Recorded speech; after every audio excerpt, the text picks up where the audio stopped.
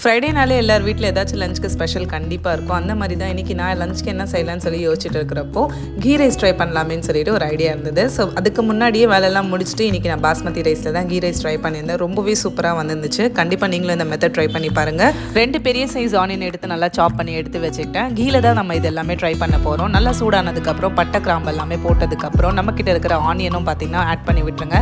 Colour change ஆன உடனே இஞ்சி பூண்டு பேஸ்ட்டும் ஆட் பண்ணிவிட்டு லாஸ்ட்டாக நம்மக்கிட்ட இருக்கிற கொரியாண்டர் லீவ்ஸ், மின்ட் லீவ்ஸ், 3 பச்சை மிளகாய் எடுத்திருக்கேன். சால்ட்டும் ஆட் பண்ணிவிட்டு மிக்ஸ் பண்ணி விட்டுருங்க. நான் இன்றைக்கி 1 கப் அளவுக்கு ரைஸ் எடுத்ததால் 1.5 கப் அளவுக்கு தண்ணி யூஸ் பண்ணியிருக்கேன். நல்லா கொதிச்சு வந்ததுக்கப்புறம் சோக் பண்ணி வச்சிருக்கிற ரைஸுமே ஆட் பண்ணி விட்டுருங்க. இந்த மாதிரி பபிள்ஸ் வர ஸ்டேஜில் 15 மினிட்ஸ்க்கு லோ ஃப்ளேமில் தம்க்கு விட்டிங்கன்னா யம்மியான கீ ரைஸ் ரெடி ஆகிடும். கண்டிப்பாக இந்த மெத்தட் ட்ரை பண்ணி பாருங்கள்.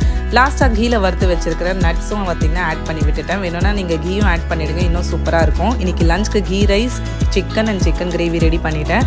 ஸோ நெக்ஸ்ட் வீடியோவில் பார்க்குறேன். அன்டில் தென் பாய்.